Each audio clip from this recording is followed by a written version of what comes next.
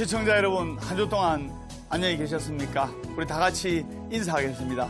술술 풀릴 겁니다. 네. 오늘은 저번 시간에 이어 소원 성취하는 법 4회, 소원 성취하는 법 사탄을 강의를 하겠습니다. 여러분들이 누구나 마음속에 소원 성취가 있습니다. 선생님 맞죠? 네. 간절한 소원이 있는데 그러면 소원을 이루려면 결국에는 행복해지기 위해서 소원을 이루고 소원을 이루려고 정진하고 노력하고 기도하는 이유가 바로 행복해지기 위해서. 네. 맞죠? 네. 그러면 행복해지고 소원이 이루어지는 웃음 테크닉을 조금 설명하고 본론으로 들어가도록 하겠습니다. 여러분들 복이 들어오려면 웃으면 복이 와요 말이 있는 것처럼 웃어야 됩니다. 네. 우리 시청자 여러분도 웃어야 돼요. 이래 이야기하니까 스님요 웃을 일이 있어야 웃지요 이라는데 월요일은 원래 웃고 화요일은 화가 나도 웃고 수요일은 수시로 웃고 목요일은 목이 터져라 웃고 금요일은 금방 웃고 또 웃고 토요일은 토실토실하게 웃고 일요일은 일 없어서 웃는다. 이런 말이 있듯이 첫째, 힘차게 웃으며 하루를 시작하라.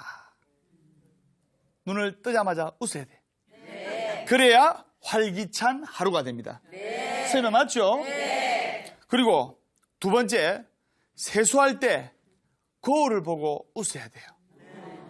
세수 탁 하고 얼굴이 깨끗해졌을 때 탁 거울 보고 한번 샥 웃으면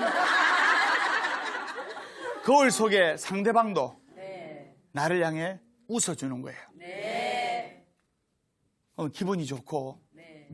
하루가 웃으면서 시작될 수 있습니다. 네. 세 번째, 밥도 웃으면서 먹어야 됩니다. 네. 여러분 화가 나고 열받아서 밥 먹으면 얹힙니다. 네. 체합니다. 네. 밥도 웃으면서 네. 웃으면서 먹어야 되고, 네 번째, 보는 사람마다 웃어야 돼. 네. 보는 사람마다. 그 저는 한 번씩 해우소 가서 거울 보면 으하하 이래 웃어요. 그래서 우울증 환자도요, 두 가지 우울증 환자가 있는데 귀에 꺾꺾고 이렇게 웃으며 다니는 환자 있죠? 네. 그런 사람은 암에 절대로 안 걸려.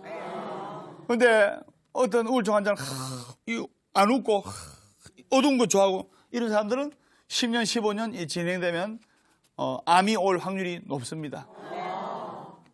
그죠? 네. 그래서 보는 사람마다 웃어야 되고, 그리고 결혼식장에 가서도 큰 소리로 웃어야 돼요.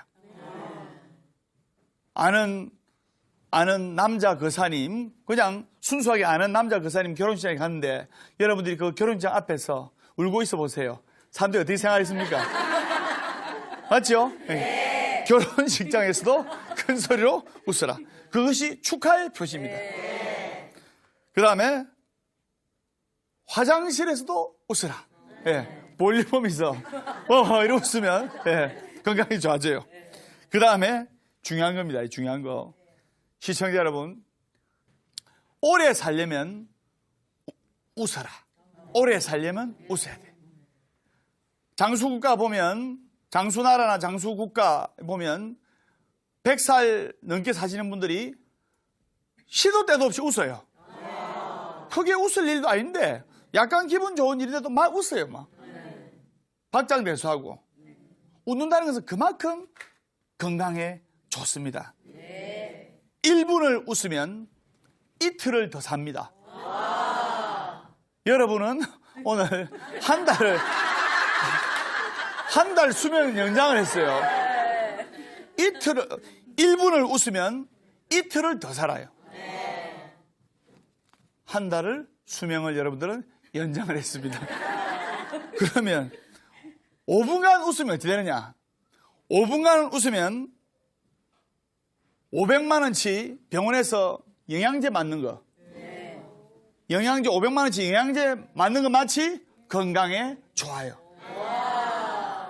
5분간 웃으면 500만 원 상당의 엔돌핀이 몸에서 생산되는 겁니다. 아프면 줄기세포 맞으라 하지 말고 웃어야 돼. 그래가지고 그 다음에 자신의 아홉 번째로 자신의 웃는 사진을 걸어놓고 수시로 바라봐야 돼. 스님도 보화사에서 희한한 일이 생겼어요. 제가 보화사 법담선에 술술 풀리는 소원성취 이야기 프로필 사진에 보면 마이크 들고 이 사진이 있거든요.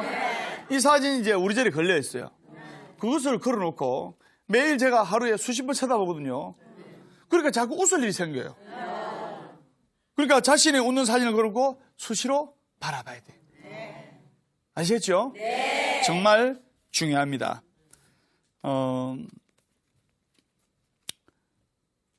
방아착에 관한 강의를 할까 하는데 어떤 눈먼 장님이 벼랑 아래서 사람 살려요! 사람 살려요! 하는 겁니다.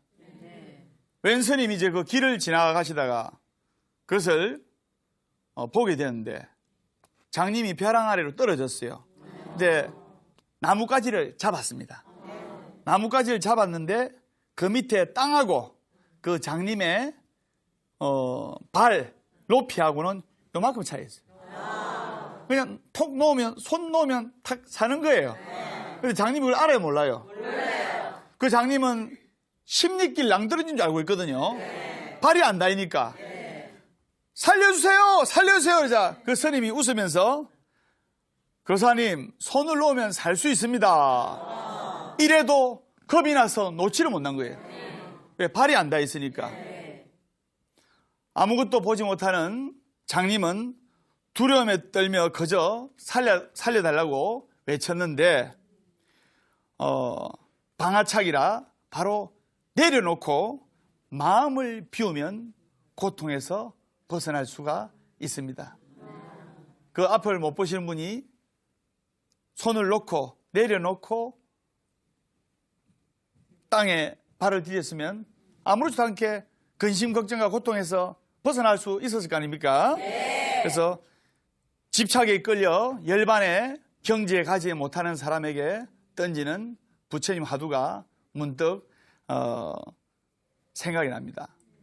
여러분들 주위에 이 고통스러운 환경과 또 괴로운 환경과 이 아픈 마음이 빨리 바뀌고 싶죠? 네. 그러면 간단해요. 세상을 바꾸는 방법은 세상이 바뀔 때까지 하늘에서 감 떨어질 때까지 멍하니 기다리지 말고 여러분이 지금 바뀌면 돼요. 네. 여러분이 바뀌면 세상이 바뀌는 겁니다. 네. 시청자 여러분이 우리 시청자 여러분들께서 또 여러분들께서 오늘부터 남편과 아이들에게 활짝 웃어보세요. 월급 봉투가 얇아도 활짝 웃으면서 여보 참 이 돈 벌려도 힘 많이 들었지 여보 하면서 힘내요.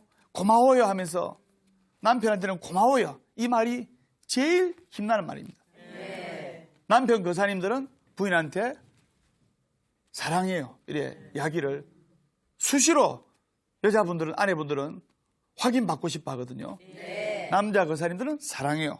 그다음에 보사님들은 고마워요. 고마워요. 예. 그래서 내 자신이 바뀌어야 세상이 바뀌는 법입니다. 무슨 말인지 아시겠죠? 네. 소원성취를 하기 위해서는 마음을 잘 써야 됩니다. 일체유심조란 말이 있는데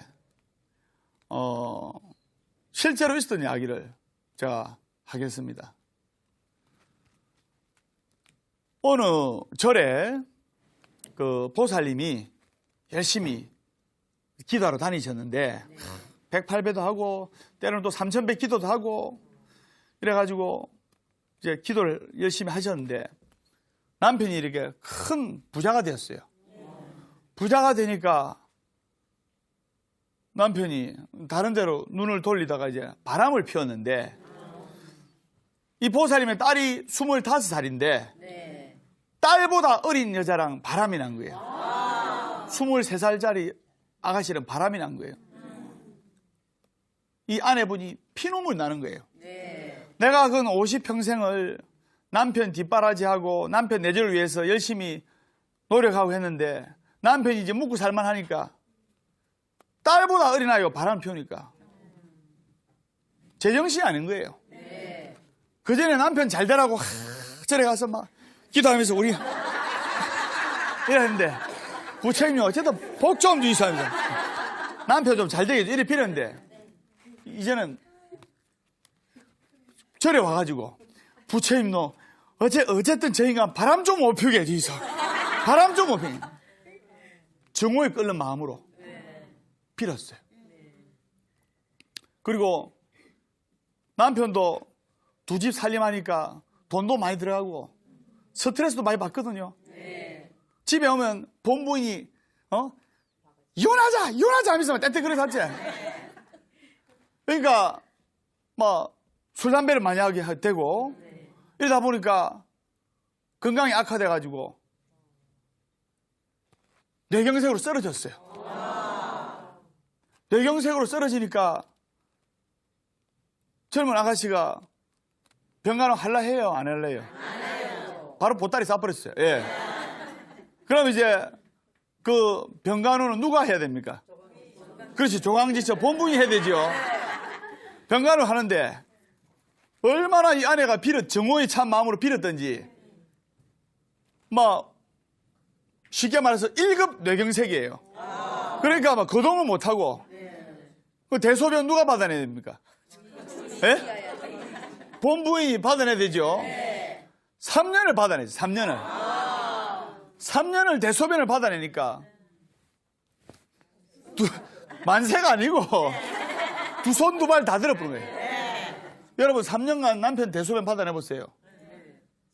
안 살랍니다.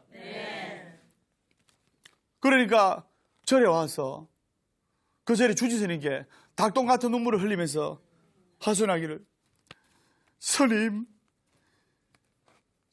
지금 3년간 남편 대소변을 받아내고 있습니다.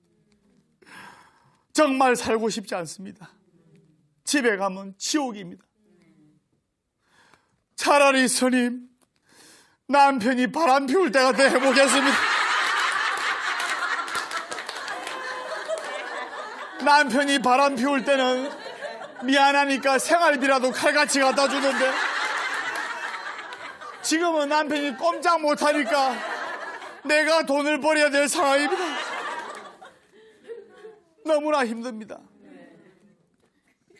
그자 절의 스님께서 보살님 모든 것은 마음먹기에 달려 있습니다. 일체유심조입니다. 라고 법문을 그 스님께서 하신 적이 있습니다. 일체가 유심조라. 모든 것은 마음먹기에 달려있다 말입니다. 행복과 불행은 극히 주관적이고 개인적인 생각이에요. 이 중에 28명은 지금 500만 원짜리 영양제 맞은 거랑 다름없다면서 기분도 좋고 이렇게 막 하는데 2명은 스님이 강의를 하든 안 하든 속으로 스님 강의를 들으니까 인간 바람 피운 거 생각나는데 예. 이 인간을 용서해야 되나 말아야 되나 요건 따라하시면 됩니다. 방아착. 예. 정오에 찬 마음을 내려놓으세요. 내려놓고 객관적으로 통찰을 해야 됩니다. 무슨 말인지 아시겠죠? 네. 그리고 소원 성취를 하려면 자식이 잘 되어야 됩니다. 네. 무엇보다도 소원 성취를 하려면 자식이 잘 돼야 됩니다. 네. 여러분들이 자식만, 여러분들이 키우고 있는 아들, 딸만 잘 되고 크게 성공하고 승승장구하면 그거보다 더 큰 소원 성취가 없습니다. 네. 자식을 훌륭하게 키워야 되는데 자식을 바꿔서 자식을 잘못 키워서 이 집안이 몰락한 이야기를 해가지고 이제 자식을 잘 키워야 되겠다는 교훈을 여러분들께 들려드리겠습니다. 어떻게 하면 자식을 훌륭하게 키울 수 있느냐, 그것도 가르쳐 드리겠습니다. 어떤 엄마가 7대 독자 아들 낳았어요. 7대 독자 아들이면 막 머리에 막 이고 다니는 거예요.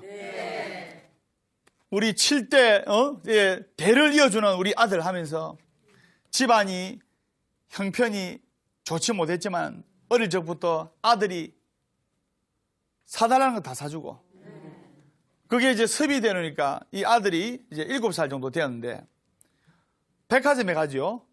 백화점에 가면 뭐 뽀로로라든지 막 예쁜 인형과 장난감 로봇 같은 거 뭐 많잖아요. 백화점에 가면 뭐 좋은 장난감 뭐 로봇 이런 게 많은데 그걸 보면 엄마 저거 사줘, 아빠 저거 사줘. 근데 요즘은 장난감이요, 수십만 원짜리도 있지만 수백만 원짜리도 있어요.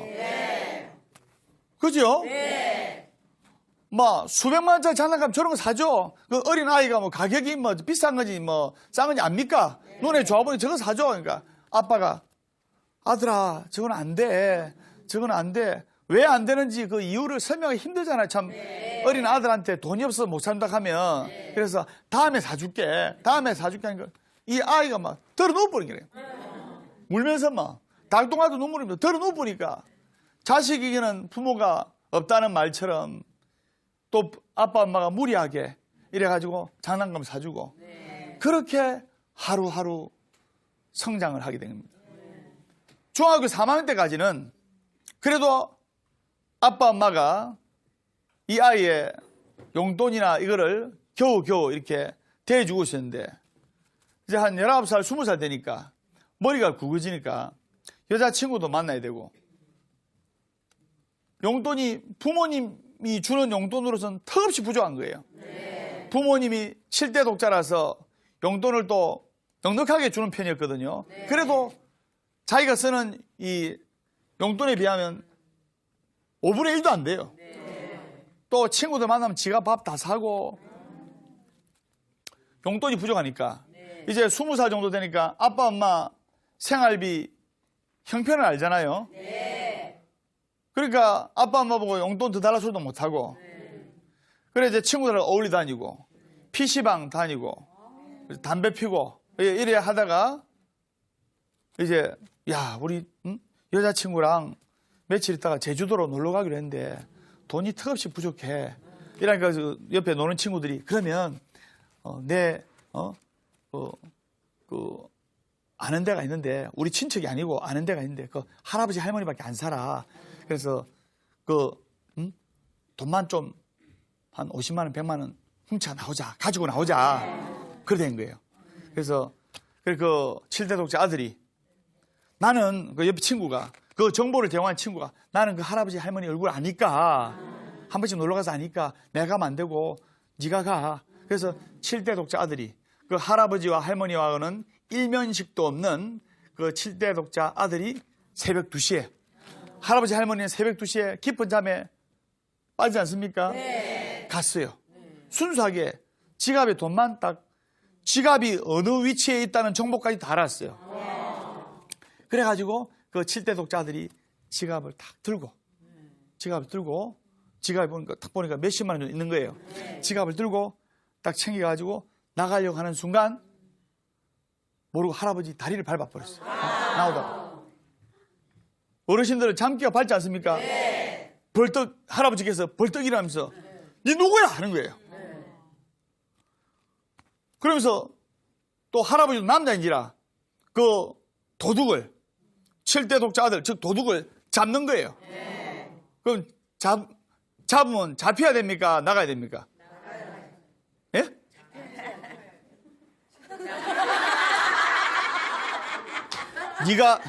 네가 7대 독자 입장돼 보세요. 잡히겠는가? 안 잡히려고 할아버지 입장에서는 잡아야 되지만 그 7대 독자 입장에서는 안 잡혀야 될 거 아닙니까? 밀치고 도망간 거예요. 그런데 이제 젊으니까 힘이 세다 보니까 밀쳤는데 70대 할아버지는 힘이 좀 연로하지 않습니까? 네. TV 모서리에 머리를 찧어가지고 뇌진탕으로 그 자리에서 사망하게 된 겁니다. 단순 절도는 뭐 얼마든지 이렇게 정상 참작이 되지만은 살인은 이거는 그 제목이 형사들이 급하여 지문 채취하고 이래가지고 제목이 특수절도, 밤에 살인, 강도 이게 제목이 해가지고 사형수가 된 거예요. 그 장래 촉망되는 아들이. 그래가지고 이제 재판을 받아가지고 살인자가 되어서 어제 사형 집행이 다가왔는데 실제로 있었던 이야기입니다. 사형 집행이 다가왔는데 이제 교도관이 마지막으로 유언이 없느냐, 마지막으로 뭐 담배 한 대 줄까, 뭐 마지막 이제 형장이 이슬로 사라져갈 사람인데 그래서 손이 꽁꽁 묶인 상태에서 예, 담배 한 대 주시고 우리 엄마 좀 불러주십시오.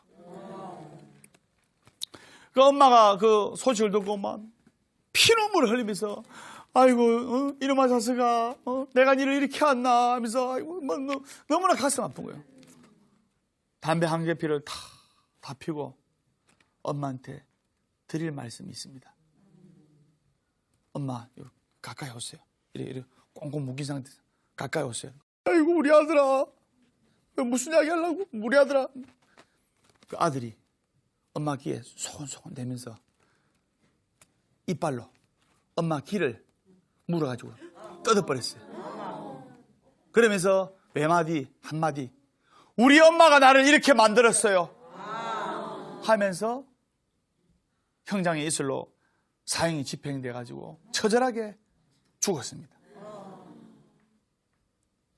그 집안은 대가 끊기고 몰락하게 됐지요. 제가 왜 이 강의를 하느냐, 왜 이 이야기를 말씀드리냐.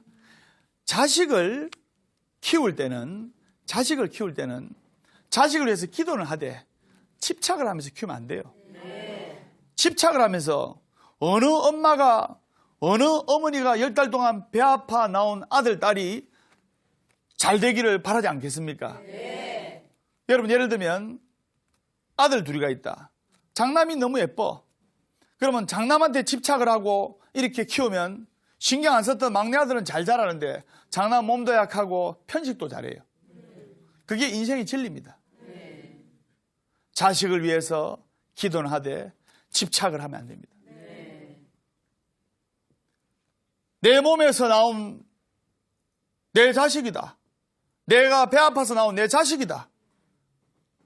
내 아들이다. 내 딸이다. 내 거다. 이런 소유의식에서 집착심이 생기고 애착심이 생기고 그런 욕심이 생기는 거예요. 내 몸도 내 것이 아닙니다. 여러분 한 50년 후면 내 몸도 내 것이 아니에요. 내 몸도 내 것이 아닌데 어떻게 내 아들 내 딸이 내 것이라 생각합니까? 그냥 이 엄마랑 아빠랑 인연이 되어서 이렇게 내 몸을 빌어서 태어났구나. 그냥 잘 되기만을 멀리서 기도를 해드려야 됩니다. 그래야 자식이 훌륭하게 돼요. 자식이 훌륭하게 될 때 여러분들 소원은 자동으로 이루어지는 겁니다. 설명 맞죠? 네.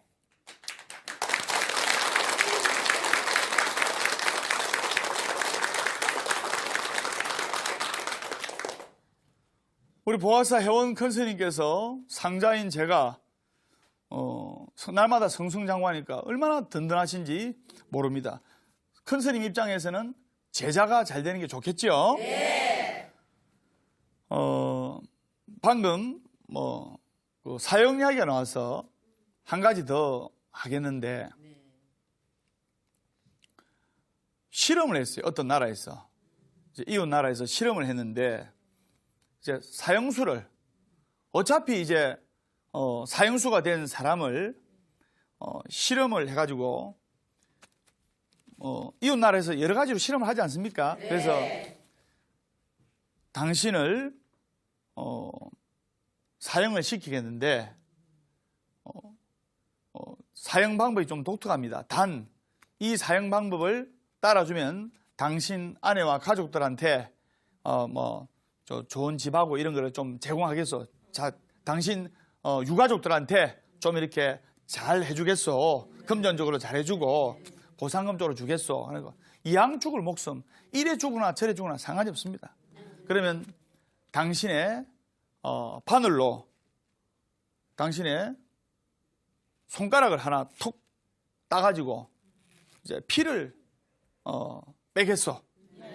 그랬어요. 그래서 손 묶어 가지고 눈 가리고 이래 가지고 양동에다가 피를 이제 바늘로 탁 따가지고 피가 한 방울씩 떡 떨어지게 한 거예요. 누구보다 그 피 떨어진 소리 들을 거 아닙니까? 네. 그런데 이 피를 깊게 나오게 안 하고 한 1, 2분이면 지혈이 되게끔 그 정도로 이렇게 했어요. 네. 교도관들이. 그리고 나서 그럼 1, 2분이면 피가 멈추지 않습니까? 네. 근데 그 사형수는 눈을 가린 거예요. 그리고 피가 멈춰도 물을 틀어가지고 수도꼭지에 물을 틀어서 마치 자기 핏방울 떨어지는 소리 마냥 떡 이렇게 실험을 한 겁니다. 그러니까 1, 2분 후면 그 사형수는 피가 멎었고 피는 한 방울도 그 이상 나오지 않았어요. 그런데 그 사형수는 자기 몸에 피가 빠져나오는 걸로 착각을 하고 있었어요. 그런데 48시간 후에 그 사형수가 죽었어요. 죽었는데 이제 그 관계자들이 부검을 해보니까 그 사람 몸에 피가 한 방울도 없이 피가 다 말라버린 거예요. 그 사람은, 그 사형수는 자기 몸에 피가 다 빠져나가는 듯한 착각과 또 실제로 그러한 고통을 느끼게 된 겁니다. 그래서 자기 몸속에 피가 다 말라버린 거예요. 너무나 끔찍한 고통에. 문득 그 이야기가 생각이 났습니다. 즉 일체가 유심조다. 이것 또한 자신의 마음이 만들어낸 거 아닙니까? 네. 맞죠? 네. 나는 내 몸속에 소중한 피가 다 빠져나가서 죽는구나. 이렇게 마음을 먹으니까 실제로 자신의 몸속에 있는 피가 다 마르게 되는 겁니다. 그러니까 피가 마르는 그 고통을 느끼면서 죽어간 겁니다. 모든 것이 자신의 마음이 형상을 만드는 겁니다. 행복도 자신이 만들고 불행도 자신이 만들고. 여러분들 행복하지요? 네. 여러분들 행복하다고 느끼면 앞으로 행복한 인생의 주인공이 되는 겁니다. 네. 여기서 불행하다고 생각하는 사람은 그냥 불행한 거예요. 행복도 내 탓, 불행도 내 탓. 한 스님의 이야기를 하겠는데 어느 스님이 한 35살 정도 된 스님이 이제 깊은 산중으로 들어가셔서 수행 생활을 하고 이제 기도 정진을 하려고 깊은 첩첩 산중으로 들어갔습니다. 들어갔는데 유일하게 자기한테 신도라고는 그 마을 이장님이 그 스님한테 신도이자 그리고 또 자문을 구하는 어르신이었어요. 깊은 산중에 들어가니까 자기 옷이 이런 법담 스님처럼 이렇게 가사장삼이 한 벌밖에 없는 거예요. 한 벌밖에 없는데 그 빨고 입고 이라고 했는데 그 쥐가 새벽이면 스님이 이제 가사장삼을 이제 벗으시고 새벽에 이제 주무시고 이제 새벽 4시에 일어나서 예불을 하시고 하는데 쥐가 새벽에 와가지고 자기 스님 옷을 깔아 먹는 거예요. 그 먹을 게 별로 없으니까 쥐는 다 깔아 먹잖아요. 그러니까 한 벌 보여진 이 가사장삼이 기도하는 옷을 제대로 입을 수가 없는 거예요. 쥐를 잡아야 되지 않습니까? 그래서 마을에 내려와서 자기 신도이자 마을 이장님이신 박시관 이장님이신 그분께 부탁을 해가지고 고양이 한 마리를 부탁을 얻어왔어요. 고양이 한 마리를 얻어와가지고 다 스님 그 가사장삼 옆에 고양이를 딱 묶어놨는데 풀어놓으면 도망갈까봐 묶어놨는데 이제 겁만 주게 해가지고 불가에서는 살생을 하면 안 되지 않습니까? 겁만 주고 접근을 못하게 하려고 묶어놓고 이랬는데 그러니까 찌가 그때부터 사라진 거예요. 겁이 나서 안 온 거예요. 오면 고양이가 잡아먹지 않습니까? 그래서 찌가 사라지고 해결됐는데 그럼 고양이가 먹을 게 있어요, 없어요? 고양이가 배가 고픈 거예요. 찌를 먹도록 그냥 풀어놔버리면 찌를 잡아먹을 건데 살생하면 안 되니까. 그래서 묶어놓으니까 고양이가 배가 고프니까 이제 순수하게 고양이를 우유를 먹이자. 우유를 먹이는 것은 좋은 일이지 않느냐 이 생각인데 우유가 있어요, 없어요? 깊은 산중에 있어요, 없어요? 그래 없어서 다시 마을에 내려와가지고 그 자기 신도이자 그 이장님한테 박시관 이장님한테 내 고양이를 우유를 먹여야 되는데 우유가 뭐 하늘에 떨어진 것도 아니고 저 이장님 소 한 마리만 좀 마련해 주십시오. 그래서 그 이장님이 존경하고 있던 스님이라 소를 이제 우유 잘 나오는 소를 한 마리 보시를 했어요. 그래가지고 이제 깊은 첩첩산중에 데려가서 예불 하면서 고양이가 스님 가사장상을 딱 지키게끔 하고 배고플 때마다 이 우유를 짜서 고양이를 먹였어요. 그런데 원래 소를 키우려면은 옆에 한 사람이 소 키우는 목동에 하나 붙어 있어야 됩니다. 맞죠? 여물도 줘야 되고 고양이는 해결되는데 소를 삼시세끼 여물을 줘야 되고 똥 좀 채워줘야 되고 일이 더 많은 거예요.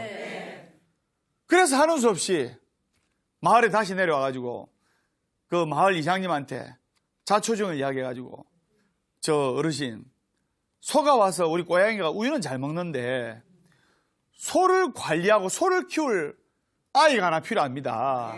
그래서 집 없고 가난한 한 15살 정도 되는 가난한 아이를 저한테 보내주시면 제가 적당히 가르치면서 이 소를 좀 지키고 소를 관리하도록 이렇게 했으면 좋겠습니다. 좀 부탁드립니다. 이래 이장님한테 간절하게 사정을 이야기를 하니까 이장님께서 보니까 집 없고 아빠 엄마 없고 불쌍하게 사는 아이가 있었어요. 그러니까 그 아빠 엄마 없이 집 없이 노숙 생활을 하다시피 하는 아이는 차라리 스님한테 맡기는 더 낫잖아요. 그래서 그 스님한테 보내드렸어요. 보내니까 그 아이는 하루 종일 아무것도 안 하고 소 삼시세끼 여물 주고 디지타거리 하고 이렇게 하는 거예요. 근데 그 아이가 14살, 15살 때는 문제가 안 되는데 22살까지 이제 장성한 겁니다. 그 스님이 그때 열심히 기도하고 계셨죠. 그 스님도 이제 한 40대 초반이 되셨는데 그 아이가 스님 할 말이 있습니다. 이제 21~22살에 청년이 되니까 그래 왜 그러느냐 그러니까 스님 내 친구들은 여자친구도 사귀고 또 일찍 장가간 애들은 결혼도 하고 하는데 내 평생 소망 키울 겁니까? 저는 평생 소망 안 키울 겁니다. 그리고 그렇다고 스님이 저한테 무슨 연부를 제대로 가르쳐 주셨습니까? 저는 스님도 안 할 겁니다. 스님이 적성이 안 맞아요. 여자친구 하나 만들어 주십시오. 안 그러면 내려갈 겁니다. 소 끌고 내려갈 겁니다. 기세가 등등한 청년의 말에 그러면 내가 한번 가서 이 또래 되는 처자 한번 구해볼게. 가서 마을에 내려와서 이장님한테 부탁을 해가지고 이 아이가 청년이 돼가지고 이제 몇 년 있다 장가를 가고 싶어 하니까 이제 외로우니까 처자분 여자분 한번 이렇게 소개해 주시죠. 외롭고 힘든 처자분. 이장님이 또 그 동네 마당발 아닙니까? 그래서 어렵게 수소문 해가지고 그래가지고 그 이제 청년이 있는 그 깊은 산중으로 이렇게 해가지고 그 청년과 그 처자와 결혼하다시피 해서 아이 낳고 이런 거예요. 이제 그러다 보니까 점점 그러다 보니까 세월이 지나니까 마을 전체가 깊은 산중으로 이사를 다 하게 된 겁니다.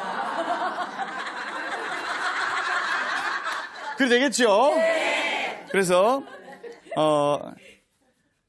결국에는 마을 전체가 이사를 다 하게 되는데 인간의 욕망은 영원히 만족될 수가 없습니다. 하나를 가지면 두 개를 가지고 싶고 두 개를 가지면 세 개를 가지고 싶고 끊임없이 가지고 싶고 끊임없이 원하게 됩니다. 선생님 맞습니까? 네. 사람은 가벼운 마음가짐으로 생활해야 돼요.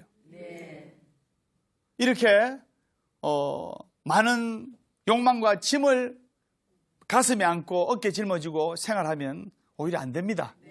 그래서 가벼운 마음가짐으로 생활해야 되는데 삶이라는 긴 여정에서 온갖 풍파와 싸워야 하는 인생의 돛담배에 무거운 짐을 싣고는 움직이지가 않습니다.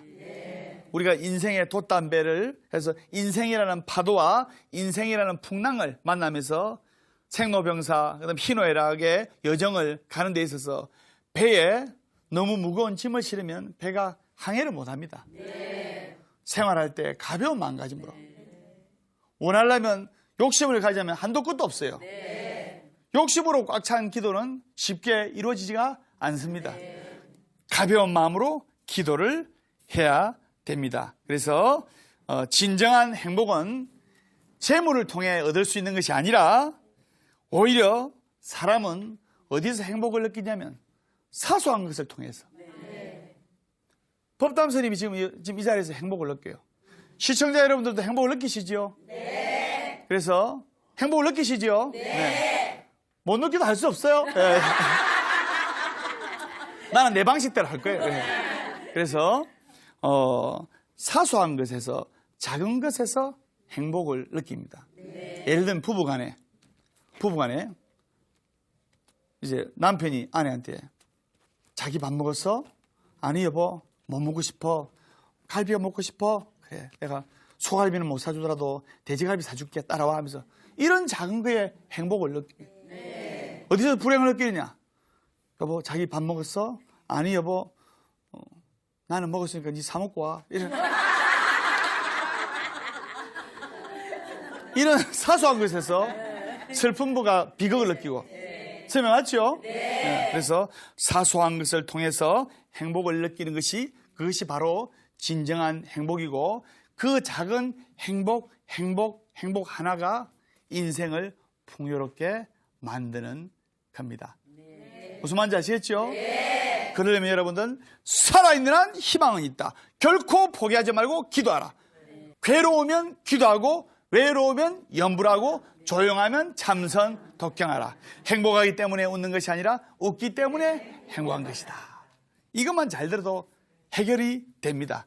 그래 하시고 제가 시를 준비를 했습니다. 옆에 도반들 손을 잡고 눈을 감아 주시기 바랍니다.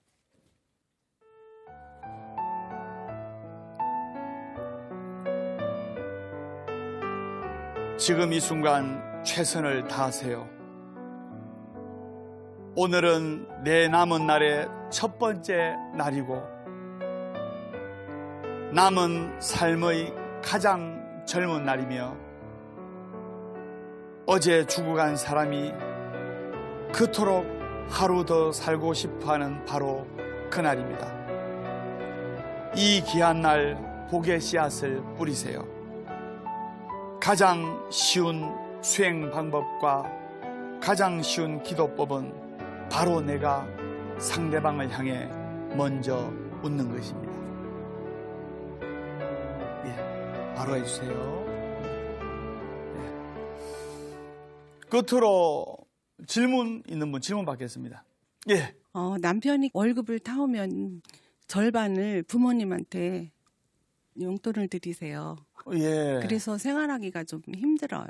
생활하기가 굉장히 힘들겠네요. 네. 월급의 반을 드릴 정도면 너무나 효자인데 네. 쉽게 말해서 지나칠 정도로 효자인데 네.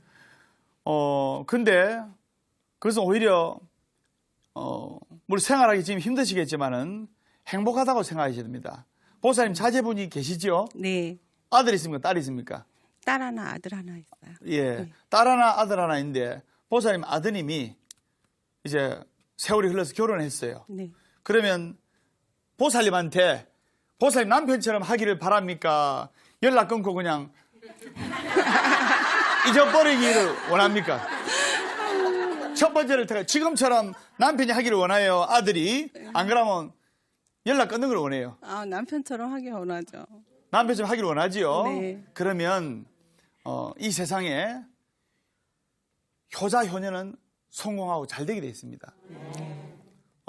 남편이 몇 정가는 내가 모르겠지만은 지금 이 마음으로 보살님도 마음을 다해서 시아버지 시어머니 모시면 틀림없이 건물이나 이 좋은 유산 상속을 해주리라 내가 확신합니다. 그걸 떠나서 시아버지 시어머니께 최선을 다하고 잘 모시세요. 그러면 여러분의 아들, 딸도 이 세상에 덧없는 효자, 효녀가 됩니다. 자식이 잘 되는 것이 진정한 소원성취 아니겠습니까? 네. 아시겠죠? 네. 예. 자, 여러분 만나서 행복했고 다음 시간에 밝고 건강한 모습으로 뵙겠습니다. 술술 풀릴 겁니다.